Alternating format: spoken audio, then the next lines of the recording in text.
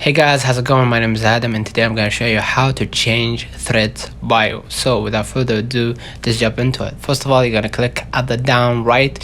This is the avatar icon and you're going to see right here the bio, the name, the username and all that. I'm going to go ahead and click on edit profile and you're going to see right here the bio, and you can just click on the bio. And if you want to import it from, if you change the bio from Instagram and if you want it to import to Threads, you can always just click on import bio from Instagram to Threads and you're gonna see right here, there you go. But if you want to make your own bio and make it different from Instagram, you can just type in whatever you want and just click on save, and it won't affect your Instagram bio instantly. So basically that's how you do it. Don't forget to subscribe to our channel, follow and hit the thumbs up.